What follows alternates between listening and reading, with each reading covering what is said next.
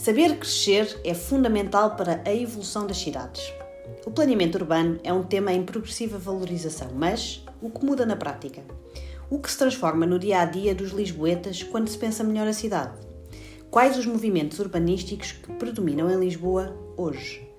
Olhando para o nosso passado, por que o Restelo é um espelho dos principais modelos urbanos que influenciaram Lisboa no século XX?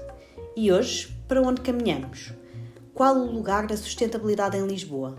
A teoria é facilmente aplicada à nossa realidade? Hoje trago ao Pode Entrar uma lisboeta que dedica os seus dias a investigar a cidade e a percebê-la. Arquiteta de formação, Teresa Marato Mendes é atualmente professora associada no Departamento de Arquitetura e Urbanismo do ISCTE e investigadora sénior no Dinâmia 7, onde coordenou o projeto MEM, que teve como propósito estudar a evolução do metabolismo da área metropolitana de Lisboa. Coordenou também a equipa do Dinâmia para o projeto de investigação SPLASH, Spatial Planning for Change, financiado pelo Programa Portugal 2020. Tem como áreas de interesse a arquitetura e urbanismo, morfologia urbana, urbanismo ecológico e desenvolvimento sustentável. Foi distinguida em 2019 com o prémio Mulher na Ciência, no Pelouro de Arquitetura. Esta é uma distinção feita pelo projeto Ciência Viva, que homenageia mulheres cientistas portuguesas pelo seu trabalho notável. Bem-vinda, Teresa. Obrigada. O urbanismo é um tema imperativo da nossa cidade e com as eleições à porta, inclusive, esperamos poder ouvir falar mais sobre ele. Para o meu leigo entendimento, Lisboa é uma cidade com algumas falhas no seu planeamento e por isso eu gostava de ouvi-la hoje, assim, que sabe e que estuda sobre o tema. Mas antes, começamos pela sua Lisboa. Lisboa é uma boa cidade para se viver? Eu acho que sim. Lisboa é uma cidade fantástica.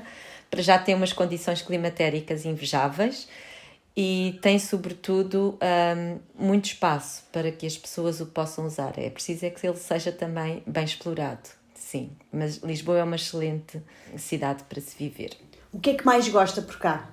O que mais gosto na cidade de Lisboa é o espaço disponível. É o afastamento, é a variedade de espaços e a variedade de arquitetura que aqui temos. Através da cidade de Lisboa tem sido possível conviver-se com diferentes culturas arquitetónicas e culturas urbanísticas. E eu acho que esse é o maior legado que a cidade tem. Não foi uma cidade em que se procurou impor formas e impor espaços. Temos sido capazes de acautelar um misto destas várias coisas. Até QB, quer dizer, estamos a ter alguns problemas de momento, mas não são exclusivos da nossa Lisboa, passa-se pelo mundo todo, aliás, advêm do fenómeno da globalização. E eu penso que também agora a questão pandémica e estas questões das crises financeiras foram já um chamar de atenção para o que está a acontecer e eu acho que as pessoas já estão mais atentas e as pessoas já estão a cuidar mais dos seus bairros, já estão a cuidar mais dos seus espaços e com pessoas mais ativas e envolvidas com a cidade também vai mudar. Portanto, já não é uma cidade a quem cabe só ser pensada pelos seus autarcas e pelos seus políticos. Portanto, é uma cidade que agora já está a ser mais acarinhada pelas pessoas e isso é importante, sim. Sem dúvida, sem dúvida. Ainda na sua Lisboa, qual é que é o seu ou seus bairros favoritos, zonas favoritas da cidade? Sem dúvida o Restelo. O Restelo, para mim, é das áreas mais bonitas de Lisboa. Lá está, porque parece que engloba a história de Lisboa num pequeníssimo espaço da cidade. Mas também poderia dizer outro, para mim, que é emblemático, que é o espaço de Alvalade, o bairro de Alvalade.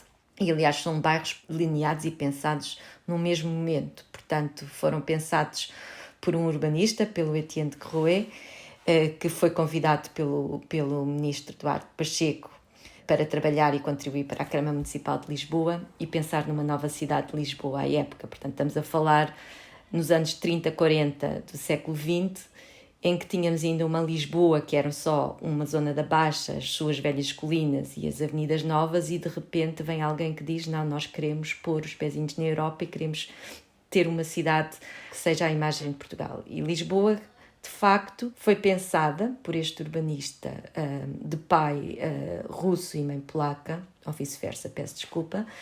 Tinha estudado no Instituto de Urbanismo de Paris com os maiores urbanistas de então e chega a Lisboa e implementa aqui aquilo que eram os maiores princípios urbanísticos que se passavam na Europa e traz e transpõe para Lisboa. Era um homem muito correto, era um homem muito astuto, de muito saber, um pouco tímido, pelo que percebi até hoje, uma pessoa muito reservada, não deixou muitos amigos, não deixou muitos contactos em Lisboa, ainda os desconheço, mas foi um homem que deixou um legado imenso, porque a Lisboa que temos hoje, quer pelo Restelo, pelo Alvalade, pelo Orieiro, todos estes bairros foram construídos nos anos 50, inclusive aqui, eu sou de Oeiras e inclusive aqui toda a Costa do Sol, portanto toda a área metropolitana de Lisboa foi visionada de uma forma regional, através de um planeamento regional pelo próprio Etienne Grouet. Portanto, foi um homem que olhou para a cidade à escala do bairro, à escala da cidade e à escala da região. E isso faz da cidade algo ainda mais especial, porque não temos uma Lisboa a retalhos, dentro da cabeça do Etienne Grouet, mas tínhamos uma grande unidade territorial que sabia viver com o campo, sabia viver com a cidade, sabia viver com as pessoas nos seus próprios bairros e sabia viver com as pessoas a viverem e usufruírem do seu espaço coletivo todo que era a cidade. Portanto, foi um homem de uma grande visão. Ele infelizmente não ficou cá, mas o seu legado é sobretudo a forma construída da cidade que temos hoje. E para responder, de facto, o Restelo, porque tem, sobretudo, aquilo que foi a implementação em Portugal da teoria da cidade-jardim, que já tinha sido aplicado logo no princípio do século na Inglaterra, com os bairros de Letchworth e com o Elwyn, mas que aqui foi implementado logo no Restelo e em Alvalade. Infelizmente, estas coisas são sempre de ordem política, portanto, mesmo por mais válidos e mais nobres que fossem os princípios do Etienne Grouet, a sua política de cidade-jardim não foi totalmente implementada. Mas ficou a arquitetura, ficaram os espaços de qualidade que ainda hoje temos com mais de 50 anos e são espaços invejáveis. Não há ninguém que viva no Restelo que não goste do Restelo. Não há ninguém que não seja do Restelo e que visite o Restelo que não goste, nem quanto mais não seja para ir comer os pastéis do Careca naquele espaço comercial que ainda hoje é invejável para muitas crianças também. Sim, exatamente. Achei curioso, porque a Teresa fala-nos que este impacto não foi só a nível de alguns bairros, foi muito mais do que isso. Ou seja, houve um pensamento da cidade toda, ou seja, desta área toda metropolitana de Lisboa. Sim. Nos anos 50 houve essa leitura de que Lisboa não iria viver sozinha. E, portanto, Lisboa seria a cidade-cidade, a cidade-mãe. Mas, na altura, foi logo equacionada a Costa do Sol como a zona dos turismos e a zona do turismo, dos casinos, mas foi também Costa da Caparica, entendida como a área dos banhos, das praias, a área industrial para Almadas e Barreiros e Vila Franca de Xira. As primeiras fábricas estavam a ser construídas, a Simpor, todas as outras que estão lá hoje ainda, mas foram resultado desse pensamento, de pensar a cidade a uma escala global. E isso é, de facto, algo paradigmático que temos de Lisboa. E muito se deveu a este pensamento dos anos 50, 60, que foi revolucionário e que mudou, e que, por isso digo, hoje não temos só as avenidas e os bairros deixados por Grouet, mas temos uma cidade produtiva, com as suas fábricas, com as disposições das suas atividades, pensadas naquele tempo. Portanto, tínhamos uma cidade-região. Algo que, entretanto, a cultura mais recente perdeu, porque as fábricas já foram mandadas embora, portanto, estão mais dispersas. A cultura de hoje é uma cultura mais de serviços. Mas sim, tivemos uma cidade que ainda funciona porque tivemos um plano de uma cidade-região. Hoje não temos um plano de ordenamento regional da área metropolitana de Lisboa, infelizmente. Consegue-me dizer quais foram os bairros dentro do concelho de Lisboa que foram especificamente pensados nessa altura? Seguindo esta teoria da cidade-jardim, temos vários. Uns iniciados mais cedo, mas, por exemplo, Alvalade, Restelo e Arieiro, sem dúvida. Depois temos o bairro da Encarnação também, temos o bairro do Alvito, temos vários bairros, sobretudo dedicados àquilo que era a habitação social, que é uma coisa muito notável. Na altura pensava-se a habitação social como um bairro coletivo que vivia destes espaços de qualidade. E esses bairros fizeram cidade. Uma outra investigadora do ISCTEC estudou a fundo os vários planos que estiveram por trás, e ela até diz com muita piada que o bairro do Restelo não é um bairro, mas que são vários bairros dentro de um só bairro, que é a arquiteta Patrícia Bento de Almeida, que tem uma tese de doutoramento sobre o Restelo. Mas no que diz respeito à cidade de Jardim, sem dúvida, ele já cá estava, tal como Alvalade. Segue exatamente os mesmos princípios. Interessante, interessantíssimo. Vamos então falar um pouco do Restelo para nos explicar, de alguma forma breve, porque eu imagino que a informação que tem é imensa, como é que foi esta evolução, ou seja, que espelha alguns modelos urbanos que marcaram o século XX em Lisboa, como já o disse, neste tal modelo de cidade de jardim. Como é que foi, começando se calhar pelo plano de urbanização e expansão de Lisboa, não é? Da Encosta da Ajuda, pelas casas económicas e depois também pelas torres do Restelo, eventualmente. Eu acho que o melhor exercício que podemos fazer para acompanhar essa evolução do Restelo, para já, é quase que fazer um paralelo com a estética da arquitetura que a gente consegue ver. Por esse bairro das casas económicas, onde esteve envolvido o Etienne de Groé e, sobretudo, o Faria da Costa, que foi o arquiteto que esteve por trás, tal e qual como no bairro de Alvalade. Pequenas casas geminadas, com o seu jardim tardoso e o seu jardim dianteiro, com as suas áreas de cultivo, quando existentes na parte interior, com as suas ruas e os seus cul-de-sacs, os seus becos sem saída, para impor diferentes ritmos de velocidade, mas sobretudo uma pequena cidade encostada ali naquela encosta de Lisboa, com uma arquitetura que é muito próxima daquela que a gente vai encontrar nas primeiras cidades jardins da Inglaterra, essa do bairro de casas económicas. Quando começamos a subir a encosta do Restelo, começamos a encontrar vivendas de maior dimensão, onde os lotes já têm uma dimensão muito mais generosa. Essas já não eram seguramente as casas económicas, era uma outra, mas ainda segundo os mesmos princípios da cidade-jardim. Quando continuamos a subir, então vamos conhecer e acompanhar, pronto, saímos dos anos 30, saímos dos anos 40, o bairro começou em 1938. Em 48 termina o bairro de casas económicas. Quando entramos nos anos 50, 60, então começam as grandes alterações ao bairro do Restelo. O próprio plano não é todo completamente implementado, mudam-se os governos. O bairro depois tem alguns atritos na esfera política, mas depois surgem outros pequenos bairros, como diz a Patrícia Bento Almeida, e com toda a razão. Temos as Torres do Restelo, onde o espaço verde que encontramos no bairro de casas económicas desaparece por completo e aparece um outro fenómeno, que é um bairro que é planeado com os seus espaços coletivos completamente deixados ao abandono. Portanto, os anos 60, ainda temos o Nuno Porta a desenhar também todo o bairro lá em cima, que também é conhecido pela Pantera Cor-de-Rosa, não é só do Birne em Chelas, mas onde as galerias permitem um outro tipo de convivialidade que cá em baixo, no espaço do Restelo, do bairro de casas económicas, se passava na rua.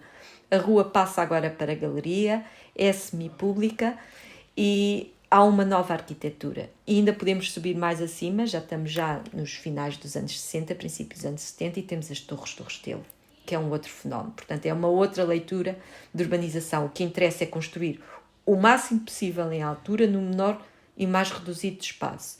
E temos as Torres do Restelo ali bem perto do Hospital São Francisco de Xavier. É uma outra cultura, portanto, o bairro do Restelo, por isso é que eu digo que é muito fácil de entendermos a história de Lisboa, acompanhando a variedade de arquitetura que é possível vislumbrar no próprio Restelo. Mas se ainda descermos mais abaixo no Restelo, ao longo da linha do elétrico que ligava Lisboa à Cruz Quebrada, ainda tem algo que é antes do próprio Restelo. Portanto, toda a história de Lisboa, basta fazer uma secção desde as Torres do Restelo até ao Rio Tejo e consegue ter aí quase 500 anos de história da cidade de Lisboa, chegando ali à Torre de Belém também. Que interessante, e que acaba por se refletir também noutros bairros que têm sido trabalhado ou pensado pelas mesmas pessoas. Exatamente. E o que é que acabou por acontecer aqui? Portanto, de alguma forma havia alguma preocupação ecológica não consciente nesta cidade-jardim? Para já havia, em termos climatéricos, tirar um maior proveito do sol, e o bairro do Restelo está construído numa das vertentes mais solarengas da cidade de Lisboa. Depois tinha também previsto defender que aos edifícios com menos número de pisos, esses nunca ficassem completamente cobertos pelos edifícios de maior número de pisos. E isso, de facto, aconteceu, quer no bairro de casas económicas, quer nas outras lá em cima. As grandes diferenças, talvez, que eu veja que tenha acontecido e que talvez tenha penalizado o Restelo foi o abandono de alguns espaços coletivos. Eventualmente, não sei se por culpa da Câmara, se por culpa dos próprios promotores. Eu própria sou retornada, nasci em Angola E a casa que comprámos, a minha família comprou em Angola, estava prevista para ser construída no topo do Restelo. Quando chegámos a Portugal, o projeto não estava lá construído, mas estava construído em Paços de Arcos, à imagem do Restelo, portanto, com umas torres dos anos 70 construídas à imagem das torres do Restelo. Um cabalacho de terrenos levou-nos a que fôssemos viver para Paços de Arcos. Mas também o bairro de Paços de Arcos, são as torres da Tapada de Mocho, em Paços de Arcos, que são de idêntica tipologia às torres do Restelo. Aquilo que penalizou também foi exatamente a falta de cuidado para depois com o espaço público, o espaço coletivo. Investiu-se muito no edifício, tirou-se proveito, e na altura até era um bairro que pertencia à obra social, mas o espaço coletivo, as ruas nunca foram acabadas, os jardins nunca foram acabados. Coisa diferente que se passou cá em baixo, na parte mais nobre de hoje do bairro do Restelo, embora ainda continue a ser muito assediada a parte norte do bairro do Restelo, e continua a haver muitos projetos para continuar a construir no Restelo, porque ele de facto é uma pequena cidade dentro da cidade de Lisboa, tal como é Alvalade. Funcionam bem. O Restelo, por palavras suas, testemunha ainda hoje problemas que afetam muitas outras cidades e colocam em causa a sustentabilidade socioeconómica e ambiental. É isto que estamos a ver, era disto que estava a falar, ou seja, quais são, o que é que aconteceu aqui, e nomeadamente nesta zona mais para cima da colina que fala, que aconteceu, que se perdeu este planeamento. Não tanto dentro das casas das pessoas, mas, como lhe dizia, no espaço coletivo. O espaço público foi deixado para segundo plano. É-se entendido que alguém há de cuidar desse espaço e também há um afastamento entre os próprios residentes desse espaço. E há muito espaço livre no topo do Restelo que poderia ser transformado como espaços mais úteis. O que se passa é que na cultura urbana dos dias de hoje, o espaço coletivo é entendido como um espaço apenas de meramente lazer. Ele pode ter outros proveitos na cidade, podem ser espaços produtivos, podem ser transformados em hortas coletivas, hortas pedagógicas para as escolas, para as pessoas, para as crianças que vivem nesses bairros. E os espaços disponíveis no Restelo são muito generosos. Portanto, há que tirar um aproveitamento desses espaços e, eventualmente, a população que ali reside no topo do Restelo poderá não sentir-se tão à parte da cidade como hoje se sente, porque vive completamente afastada dos principais serviços, coisa diferente que se passa cá em baixo, na parte inferior do Restelo, onde as pessoas têm o espaço cuidado e sentem-se proprietárias desse próprio espaço e primeiros cuidadores desses espaços, mesmo que não seja privado, o próprio espaço coletivo. Mas eu diria que o grande problema não está na habitação, está no espaço público. Que precisamente no início da nossa conversa a Teresa mencionava que era um caminho que sente que está agora a ser de alguma forma que se volta a pensar melhor a cidade, que se volta a incluir os cidadãos, não é? E de alguma forma isto espelha os problemas das cidades de hoje, e inclusive é da nossa cidade de Lisboa. Sim. No Restelo essa transformação ainda não é tão evidente, quer dizer, há um parque público ou outro que foram repensados pela Câmara Municipal de Lisboa, mas diria que ainda não. Está um pouco abandonado, portanto é entendido como espaço para o carro, espaço de estacionamento, porque a maior parte daquelas torres do Restelo não tem estacionamento inserido dentro dos edifícios, portanto a rua ainda é muito tomada pelo automóvel, mas o espaço coletivo não é entendido com nenhum outro propósito senão a mobilidade e o estacionamento. E há muita coisa que se pode fazer. Vejo, por exemplo, aqui bem perto de mim, um exemplo que foi feito pelos próprios Associação de Pais de algumas escolas públicas aqui do município de Oeiras, que transformaram espaços abandonados e transformaram em hortas pedagógicas e hortas com projetos comunitários, incluindo a ATL. E, portanto, é possível envolver a comunidade num projeto como esse. E o Restelo tem espaço para isso. Portanto, não sei até que ponto é que a população do Restelo está aberta e disponível para acolher um projeto coletivo. Aí também depende um pouco de qual a vontade da própria população residente do Restelo. Mas eu penso que sim, que eles vão ser os primeiros interessados. Há agora um parque público por parte da Câmara, onde eram as antigas piscinas, não sei se conhece, Clara, as antigas piscinas do Restelo. Sim. Há 2 anos começaram lá a trabalhar, a fazerem trabalhos de terraplanagem, a limpar, mas ainda não foi aberto. Portanto, há muito espaço disponível à volta do Restelo, mesmo no topo do Restelo, mas que infelizmente, não sei se por dificuldades burocráticas ou outras, têm impedido esse avanço. Mas há muito espaço para que isso aconteça. Que não haverá tanto no resto da cidade de Lisboa, dependendo dos bairros que estamos a falar, não é? Exatamente. Gostava de pensar a cidade como um todo, falando aqui num tema que a Teresa também está muito à vontade, em termos de estudos metabólicos, no fundo estes estudos que englobam a visão total de uma cidade, não é? Corrija-me se eu estiver errada, que é feita em uma série de cidades mundiais. É comum este tipo de estudos cá hoje? O que é que estes estudos nos dizem atualmente sobre a nossa cidade de Lisboa? Não temos muito essa prática. Aliás, quem elaborou para Lisboa, para a cidade de Lisboa, o primeiro estudo completo contabilizado sobre o seu metabolismo, até foram engenheiros. Foi o engenheiro Paulo Ferrão e o engenheiro Samuel Nisa, na altura no Instituto Superior Técnico. E que tive o prazer depois de colaborar com o segundo naquele que foi, no projeto MEMO, o estudo metabólico para toda a região de Lisboa. Portanto, sempre sentimos necessidade de sair da escala só da cidade, porque a cidade não vive sozinha, vive também do seu entorno. E o interessante deste desafio, que era ver através da arquitetura e ver através da questão da contabilidade que o Samuel Nisa tinha desenvolvido com o seu modelo de doutoramento, o que a mim me interessava era como fazer entender às pessoas, ao cidadão comum, o que é um metabolismo da cidade. Sem ser por números, porque os números assustam qualquer um. E a forma mais fácil que vimos foi mostrar exatamente no terreno porque é que aquilo está ali e que impacto é que aquilo faz.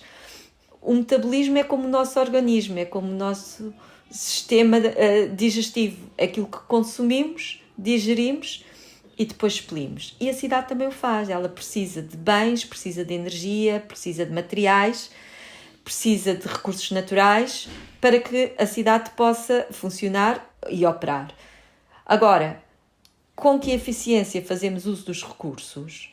Como é que a cidade faz uso deles? E se os faz de uma forma eficiente ou não, aí poderemos dizer que a cidade é mais sustentável ou menos sustentável. E aquilo que fizemos foi comparar a cidade no princípio do século XX com o meio do século XX, os anos de 1950, quando o Restelo foi construído.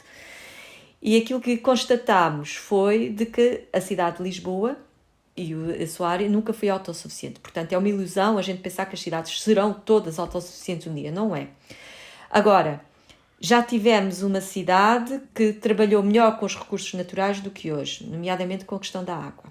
E para explicar um pouco melhor a questão do metabolismo, explicamos através do recurso à água e dos elementos construídos e da questão agrícola, portanto, da questão da alimentação. Portanto, a questão da alimentação e a questão da água na cidade têm sido os campos, para mim, mais fáceis de explicar a questão metabólica. Portanto, quanto mais eficiente fomos no uso dos recursos da água e quanto mais eficiente fomos fazendo uso do solo e da cidade para o recurso alimentar, portanto, que diz respeito ao nosso próprio sistema alimentar. Mas estou muito positiva, porque acho que estão a acontecer transformações culturais muito positivas nos dias de hoje, que me fazem crer que a curto e médio prazo, que há toda uma geração nova que também já entrou em linha de conta com estas transformações metabólicas, mas sobretudo por causa de questões de necessidade financeira. A crise financeira acordou-nos muito de que a cidade está a mudar e que há outras formas de fazer e tirar proveito da cidade, que não é só viver e não é só estacionar o carro. E, portanto, daí eu digo que temos muito espaço disponível na cidade de Lisboa. Os edifícios também podem ser utilizados. Londres já vai à frente. Há muitos edifícios a serem transformados com agricultura urbana de interior. E, portanto, estamos num caminho em que, eventualmente, daqui a 20, 50 anos, vamos conhecer uma Lisboa que, metabolicamente falando, estará a contribuir melhor para o sistema alimentar mais sustentável da própria população da cidade de Lisboa. Eu acredito sim, que vamos nesse rumo. E esse desenvolvimento será feito por quem? No fundo, pelo Estado, pelos privados, pelas pessoas? Eu pergunto isto porquê? Porque a própria Teresa também já mencionou aqui que até cerca de metade do século XX, um pouco depois, houve uma grande intervenção, inclusive com o Estado Novo, para agora em que o desenvolvimento é muito feito pelo privado e muitas vezes esta gestão tem falhas e tem tido em relação a planos diretores municipais, etc. Neste momento, qual é que é o papel das câmaras no que acontece no dia-a-dia no planeamento urbano? Eu acho que não vai ser obrigatoriamente um ou outro. Vai por via da necessidade. Por isso é que eu digo que a crise financeira e a crise sanitária, a crise pandémica, acordou um pouco isto. Por exemplo, agora há muita falta de alimento e há falta, quando as escolas fecharam, as entidades que de facto estavam a fazer chegar o alimento à maior parte das famílias com mais dificuldades eram as escolas, até as escolas terem fechado, por via das câmaras, porque a Câmara era o único meio que tinha, era através da escola. A Câmara não poderia distribuir comida, a Câmara distribuía a comida através da escola. Com a crise pandémica, as escolas fecharam, foi um problema. E houve muitas crianças e famílias que ficaram sem acesso à alimentação. E daí também esta resistência grande do governo, é a última coisa a fechar, ser sempre as escolas. Portanto, as câmaras sabem que têm um papel central no bem-estar das famílias e no bem-estar do sistema alimentar da sua população. E sabe quais os veículos para o fazer, nomeadamente as escolas e a educação. E, portanto, eu penso que o que há a fazer é tentar perceber onde é que as coisas não estão a funcionar bem. Portanto, há que alargar estes canais, não podem ser só escolas, as câmaras têm que encontrar outras formas de fazer chegar isso, e elas vão fazer porque as populações assim o vão exigir. E logo entendendo isto, também o Governo Central irá ter que rever as suas políticas, quer de habitação, a política do acesso aos bens alimentares e vários outros, para acautelar tudo isto. Portanto, eu acho que isto é um pouco, é como a lei da procura e da oferta e da procura. Conforme a necessidade, vai haver estas adaptações. No que diz respeito aos espaços públicos, nós temos já uma população mais informada e mais exigente. E ela, não sei se agora por via das autárquicas, mas irá, sobretudo, exigir algumas mudanças. E o governo e a esfera política vai ter que acautelar isto. Mas isto vai andar assim. Com avanços e com recuos, mas isto vai andar assim. E, além disso, a própria União Europeia já nos está a exigir algumas mudanças políticas nessa perspectiva. Os privados vão sempre à frente, é o que vejo, porque interessa-nos com certeza. Agora, eles têm que saber também acompanhar as necessidades das populações locais, porque senão podem não ser correspondidos em face dos seus próprios objetivos, não é? Exatamente, e há que ouvir os especialistas e ter quem manda na instituição, nas câmaras, o governo, etc., de ter alguma visão para a nossa cidade, não é? É importante que haja essa visão para nos agregarmos, inclusive, precisamente como a Teresa fala, nesta altura depois da crise pandémica, que se começou a ouvir muito mais falar do tema do bairro em 15 minutos, que eu acho que encaixa perfeitamente no que a Teresa nos tem estado aqui a descrever. Sim, porque as pessoas que ficaram confinadas nas suas casas e nos seus bairros conhecem hoje melhor os seus próprios bairros, coisa que se calhar não conheciam há 5 anos atrás, antes da crise pandémica, e vão ser mais exigentes e vão telefonar para as linhas de apoio e às linhas de ambiente das várias câmaras e exigir, olha, este espaço não está conforme está, este tem que estar aqui. Quer dizer, agora há um retopio grande porque estamos em pré-autárquicas, não é? Sim. Portanto, estamos em pré-eleições. Portanto, há um retopio, há casas, há muros, há ruas a serem rebocadas e pintadas, coisas que não se via há uns tempos atrás. Mas sim. Agora, o que também vai ter que mudar é que nós temos um sistema de planeamento e um sistema de gestão de planeamento em gabinetes e em ministérios. E há alguns desses ministérios e alguns desses gabinetes, mesmo dentro das câmaras e mesmo dentro das empresas, é feito só por um arquiteto ou só por uma pessoa. E isto tem que mudar. Ninguém tem o conhecimento absoluto de tudo. Portanto, o que tem que mudar em termos de organização é temos que trabalhar em equipa. E dentro dos governos, e dentro dos ministérios, e dentro das câmaras, e dentro das escolas, e dentro das empresas, essas equipas têm que ter o maior número de valências disciplinares possíveis para corresponder às várias necessidades que são exigidas. E esse trabalhar em equipa ainda está a ser muito lento, essa mudança. Entendemos que a interdisciplinaridade é importante, mas depois na prática, quando a gente vai ver as equipas que estão por trás dos projetos, há o arquiteto que é o responsável e que tem que assinar o projeto. Toda a equipa deveria ser responsável, daria um maior sentido de responsabilidade. Toda a sociedade civil também tem que ser responsável por estes espaços, daria uma maior sentido de responsabilidade. E, portanto, um planeamento mais participativo exige, em meu entender, A cultura e da exigência está a ser transformada, mas o que tem que mudar também é este pensamento da responsabilidade das equipas. E isso ainda, em termos de planeamento, está ainda... E como é que se consegue chegar lá? É cultural, portanto, é mudar. Nós ainda estamos agarrados a uma prática de planeamento e de instrumentos de planeamento que vem dos anos 90. Há muitas câmaras municipais que ainda têm os seus planos diretores municipais de primeira geração, portanto, 1994, 98. Quer dizer, ainda têm o seu regime de uso de solos e as suas diretrizes, os seus objetivos, de há mais de 20 anos atrás. Portanto, alguma coisa não está bem. Estão datados e não acompanharam o rumo das coisas. Por já é necessário que o Governo exija que todas as câmaras atualizem os seus planos diretores municipais. E é necessário que cada uma das câmaras se comprometa com os objetivos de sustentabilidade. Porque se for comparar dos 18 municípios da área metropolitana de Lisboa, são muito poucos aqueles que já se adaptaram às exigências da sustentabilidade. Os primeiros nos anos 90 ainda nem tinham sequer enunciado esse termo nos seus regulamentos. Agora, uma coisa que temos que nos lembrar bem é que os planos diretores municipais são escritos e redigidos por equipes juristas.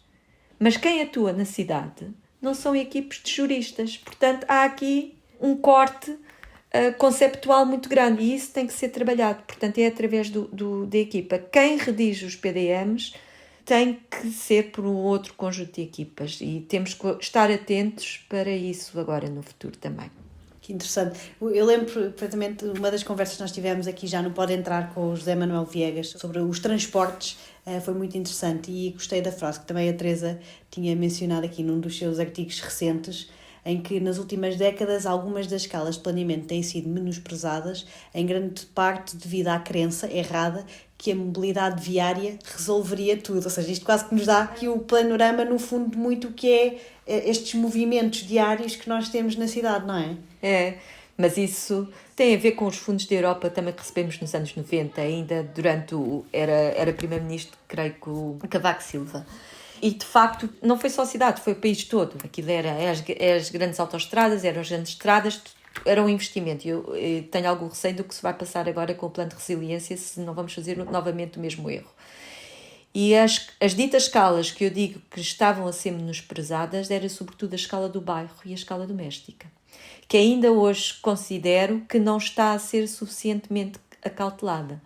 Porque é aí que cada um de nós, eu e a Clara, que aí está, que gerimos e começamos o nosso dia a gerir as nossas coisas, os nossos próprios recursos. Portanto, tornarmos cidadãos mais conscientes da questão da sustentabilidade. Existe também da parte dos governantes e das autarquias que olhem para as casas das pessoas e olhem para os bairros das pessoas com outros olhos, porque é aí a necessidade das pessoas começa exatamente aí. Portanto, tendo boas casas e tendo bons bairros, e existe também que haja uma política nacional de habitação um pouco distinta, que os próprios gabinetes governamentais exijam qualidade na habitação, não só o acesso financeiro e o acesso em bem, mas a própria qualidade, porque penso que a maior parte das habitações são desenhadas por gabinetes de arquitetura, eu pelo menos falo por mim, tenho uma casa, dos anos 2000, mas eu julgo que quem desenhou a cozinha nunca soube cozinhar uma refeição, porque não tem a noção de espaço.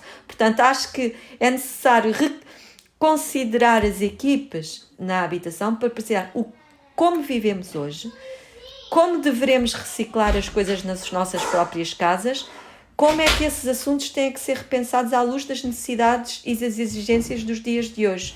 E é pela casa que devemos começar e pelos nossos próprios bairros.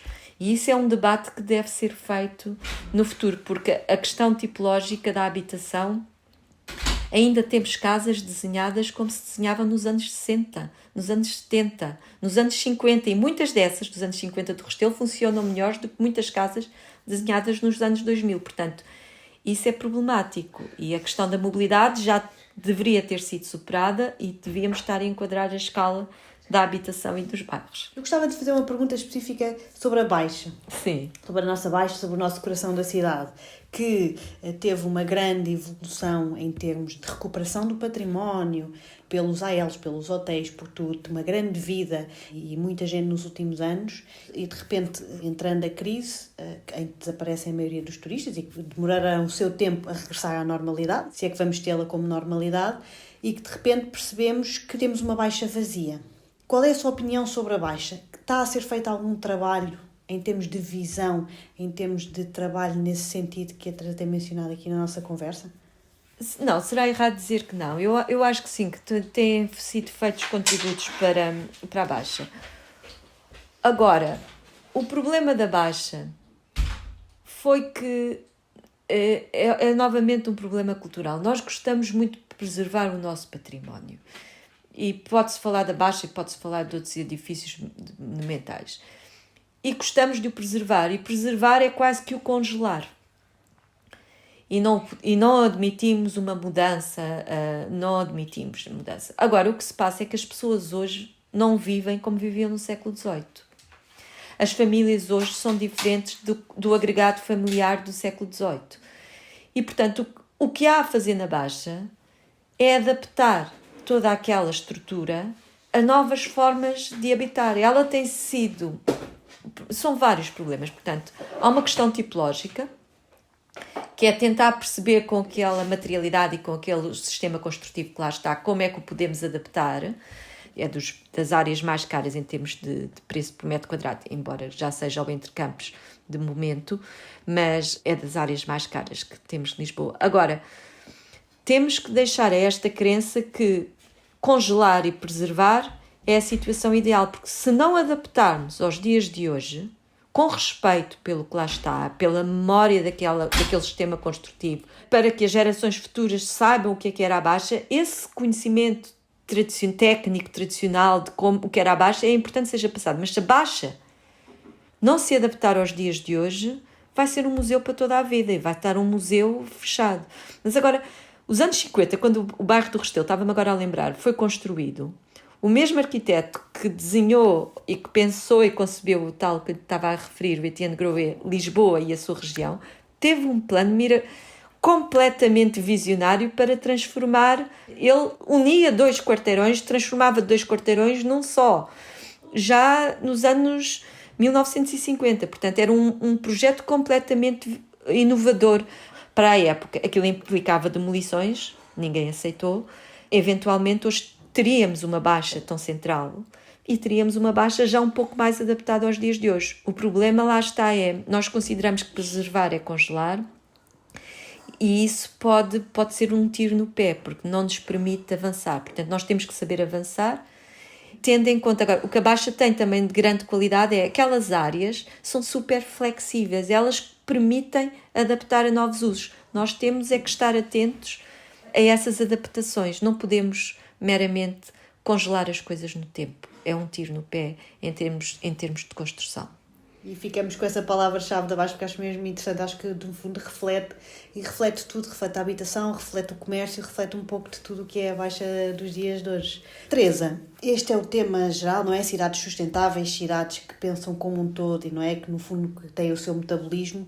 Que pilares definem uma cidade sustentável? Resumindo e baralhando aqui. Diria que era rebuscar um pouco a própria noção de desenvolvimento sustentável. Uma cidade que saiba viver hoje e que se permita a ela própria acomodar as gerações futuras para também viverem da melhor maneira possível essa cidade. E, portanto, que seja uma cidade flexível. Hoje usa-se muito o termo de resiliente, está na moda, já usava eu há uns 15, 20 anos atrás, que permita a continuidade do seu tecido urbano e do seu espaço coletivo e do seu espaço público, e continuidade de vida às pessoas. Portanto, uma cidade que não fecha as portas e que não obriga as pessoas a sair da cidade. Portanto, uma cidade que acomode os novos tempos. Portanto, uma cidade que seja contínua, flexível, resiliente e adaptável, sobretudo. Como fazemos na nossa própria casa. Quando a gente sente que as coisas não estão bem, a gente tem que as reutilizar, tem que as reinventar. E a cidade também tem que fazer isso. Mas quem faz a cidade são as pessoas. Portanto, temos um trabalho aí central a trabalhar com isso. No sentido de termos uma cidade, uma área metropolitana mais sustentável e tudo isto que nós falámos aqui na nossa conversa, que exemplos nos pode dar nos últimos anos que tenham sido implementados na nossa cidade, que nos demonstrem esse caminho que também está a ser feito? Não sei se por moda importada, através da União Europeia e de outras cidades que lideraram alguns destes assuntos, e talvez aqueles a que eu tenha estado mais atenta, que têm a ver com a questão da cidade verde, o galardão a que nos foi atribuído, mas também por vários municípios e sobretudo Lisboa, temos a cidade do Pacto de Milão. Portanto, há vários pactos ao nível da autarquia que foram assinados de garantir formas da cidade se regular de uma forma mais sustentável, dos seus alimentos, de tudo isso. E tem havido uma aposta grande nessa via. As ciclovias também foi uma moda, mas também teve proveito. Portanto, tem havido uma melhoria nesse âmbito, com a proteção dos espaços verdes, a organização do espaço público. E Lisboa, sim, tem estado a acompanhar isso. Eu só espero é que isso não passe de uma moda e que isso, de facto, se possa expandir a novas áreas. Porque, por exemplo, o que nós queremos não é só uma cidade, que eu costumo brincar, com o chão pintado de verde e dizer que temos uma cidade muito verde. O que nós queremos é uma cidade em que se pense que nós temos um solo que possa tirar, de facto, muito proveito desse mesmo solo. Portanto, queremos solo de qualidade na cidade de Lisboa, que possa servir quer para um espaço de lazer, que possa ser espaço produtivo e que possa ter outros proveitos. Produtivo não é só agrícola, pode regenerar o ar, pode reciclar o próprio lixo. Portanto, muita coisa pode ser feita com o espaço disponível que temos em Lisboa.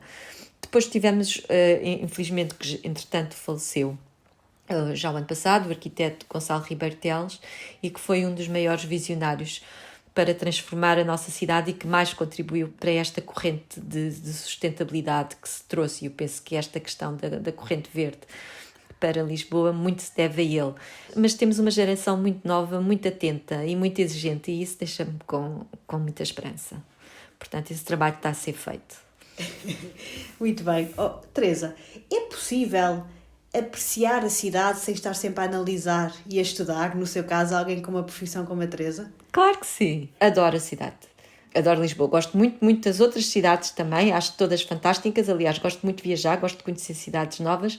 Mas Lisboa realmente é paradigmático e é um bichinho de surpresas em cada canto por onde passamos. Portanto, gosto da sua frente ribeirinha, como gosto do seu Alto de Monsanto, gosto dos bairros históricos, gosto dos bairros modernos.